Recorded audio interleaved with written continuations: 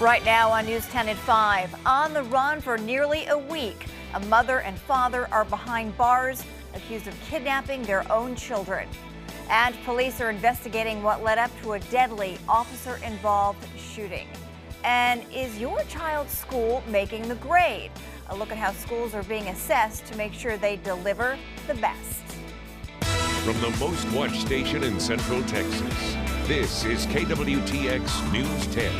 3 Central Texas brothers are safe tonight, but their biological parents are in jail. Authorities pinned their car in a toll plaza on Interstate 70 in Topeka, Kansas. Jeffrey and Maria Gilseth were taken into custody.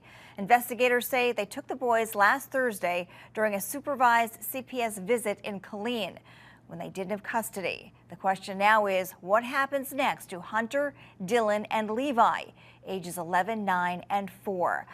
Our Justin Early has been closely following the story. Justin, what have you learned? CPS took the children from Jeffrey and Maria last year, citing violence between the parents. They were placed in the custody of another family. The U.S. Marshal Service says Jeffrey and Maria were booked into the Shawnee County Jail in Kansas, awaiting extradition back to Texas. On Tuesday, a man claiming to be Mr. Gilseth contacted the media, saying he and his wife took the children because they feared they were about to be put up for adoption rather than returned to them, and he was concerned for the well-being of the boys with their current appointed caregivers.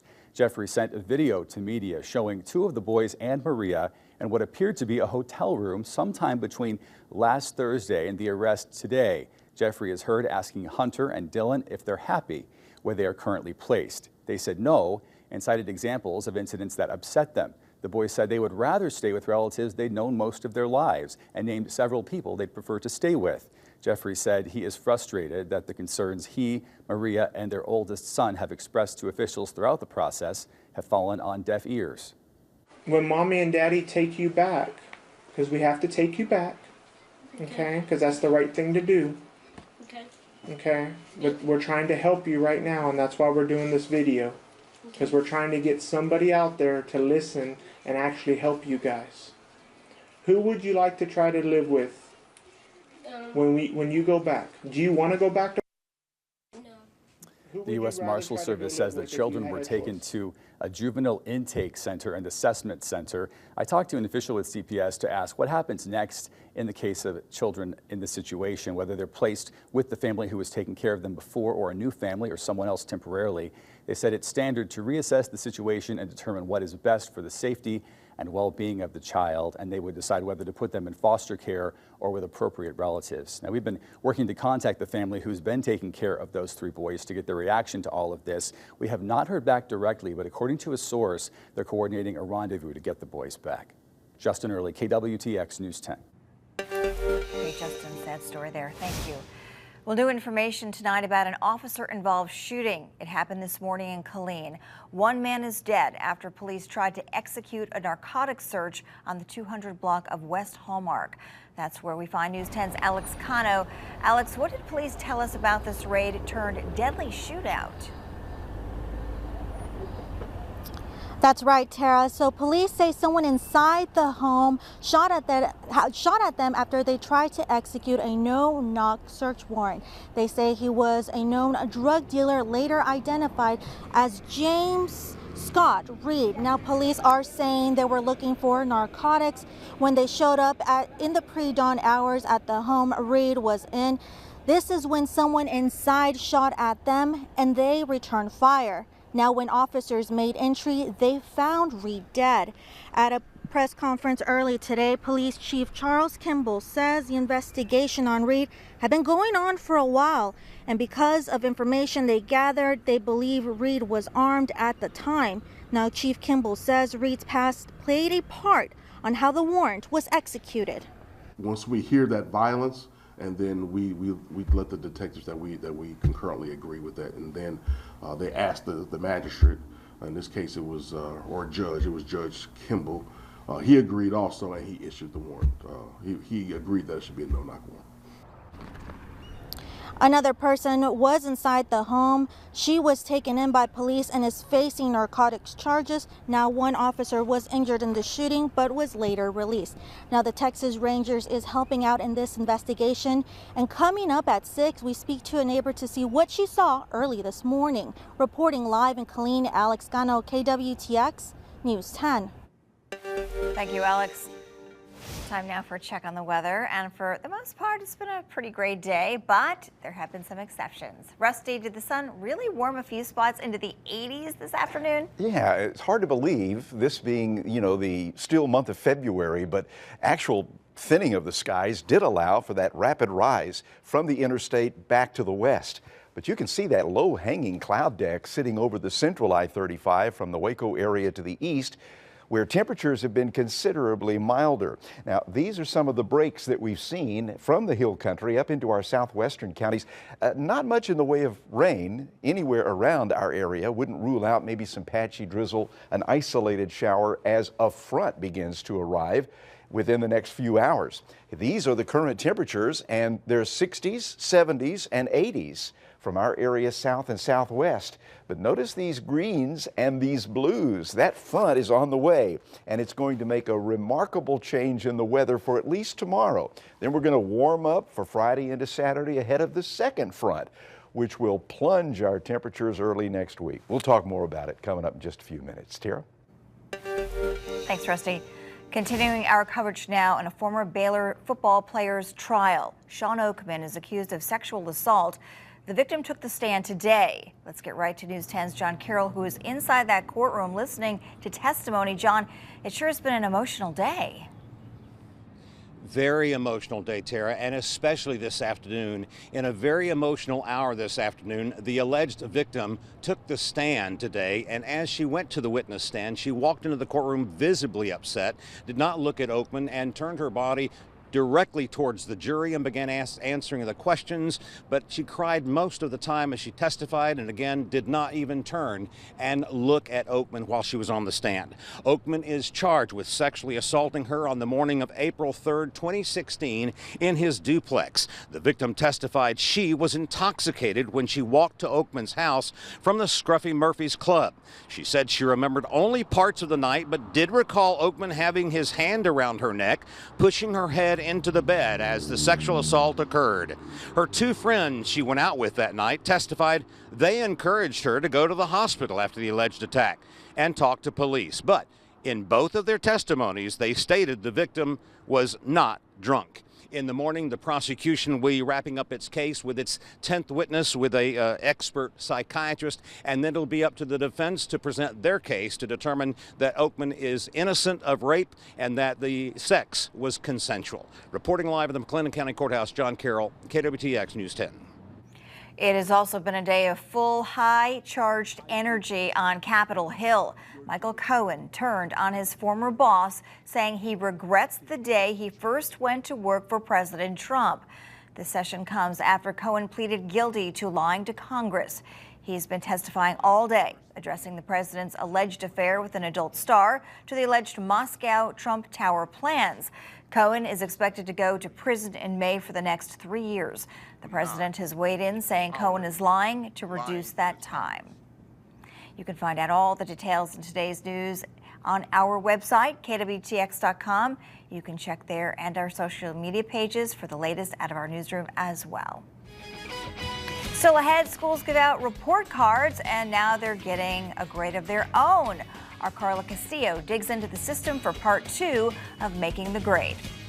And are you ready for some good news? Of course you are. Julie Hayes will show us how a Central Texas bus driver is making sure students keep learning after they leave the classroom. And we're back to pretty typical February weather right now. Rusty will fill us in. Stick with us. Check out these plans for high school renovation in the area's largest district. Killeen ISD releasing a video today on its Facebook page. This is what Killeen High School is supposed to look like once work is done in 2022. Money from a bond passed in last year's election is helping to pay for it all. If you have seen a doctor after hours, was your medical bill higher than you expected? Quite possibly. That has been the case for many patients across the country. Coming up tonight at 6, we'll talk about a push for a law to prevent sticker shock next time around. Well, back to the weather now. It was quite mild out there today, but it's not going to be like that for long. Tomorrow, you're going to need your jacket.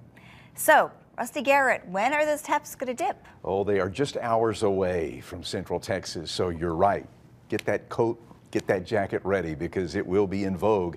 But as with so many days here in late winter, a mere shift in the winds can send the temperatures back on the incline. Stick close for the erratic rise and fall of readings as we head for the month of March.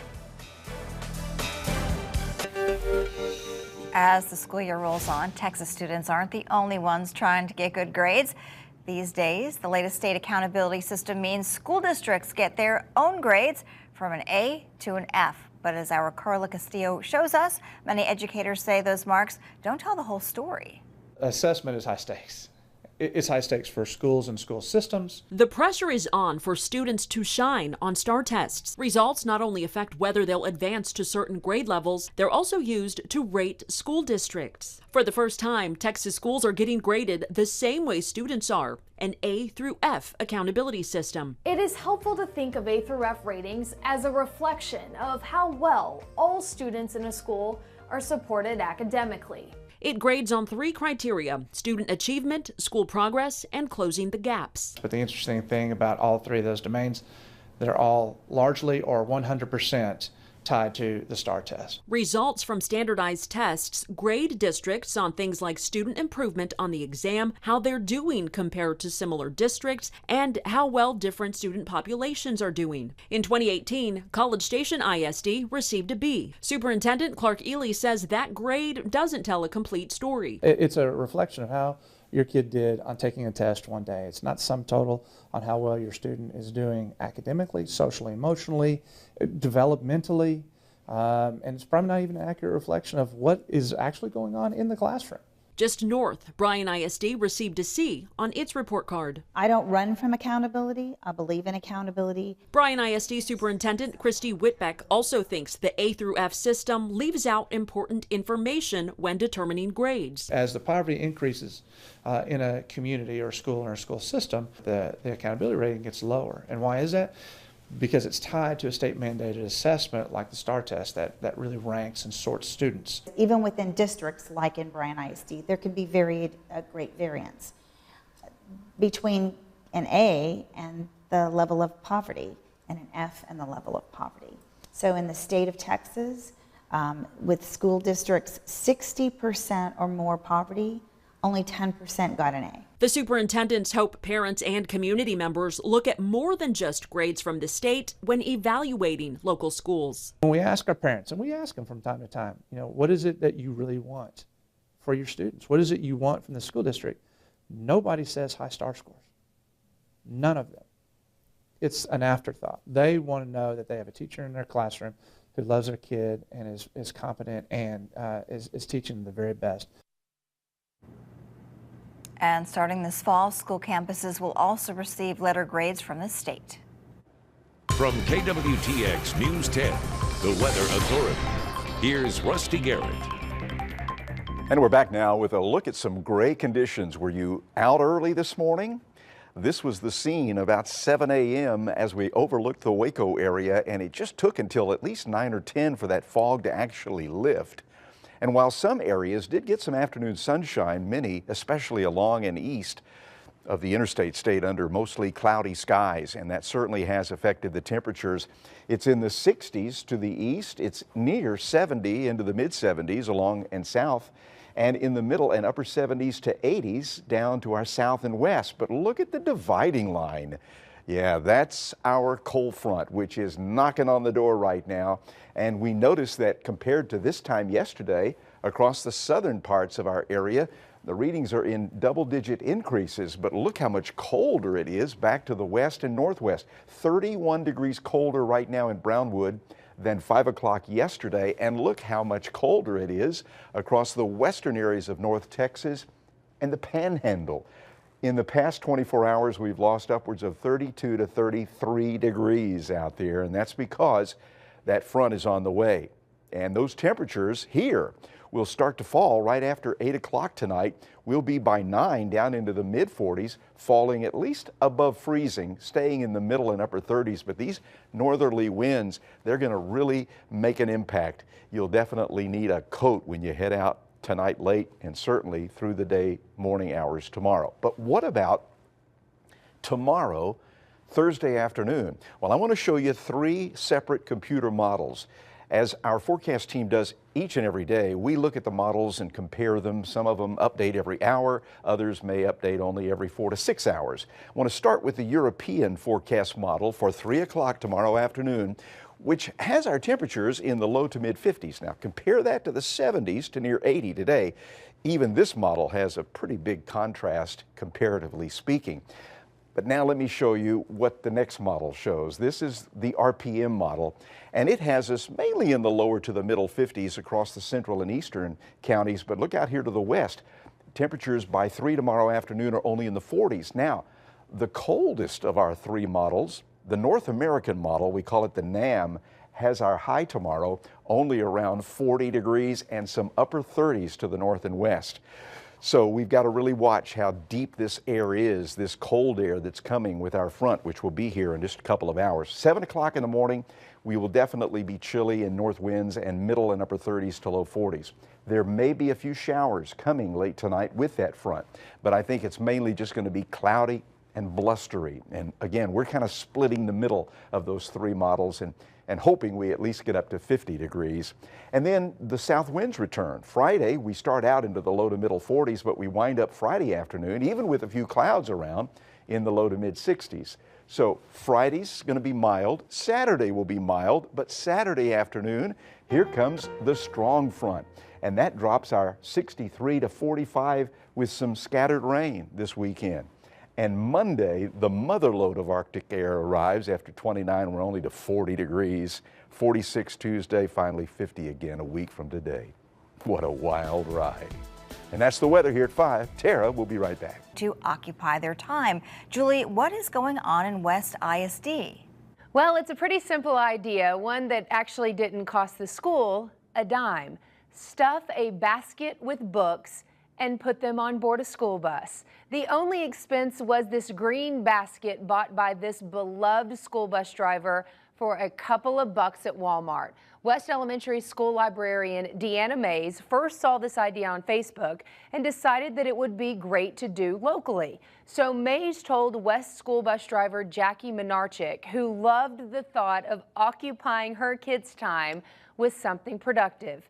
Mays gathered up the books that she already had and delivered them to bus number 32, driven by Miss Minarchik. There are dozens of kids on this bus, ages pre-K through seniors. Minarchik says many times her elementary kids have to sit and wait for 10 minutes or more when waiting for the high school kids to be released. Many kids have tablets, she tells me, but she discourages them from using technology when there is no one to supervise. So the books gives them something fun and educational to do. The driver also encourages good behavior by passing out these bucks for good behavior that the kids can turn in for prizes or snacks at school. Miss Minarchik has spent 20 years with West ISD, most of her time working as an aide for special needs children, which is where she was when I contacted her today. I got the very same feeling that everyone else did after talking to her, which is that this woman loves those children. Just look no further than the green basket on board her bus. Reporting for today's Tell Me Something Good, I'm Julie Hayes. All right, we're out of time. Have a great night. Thanks for joining us. See you at 6.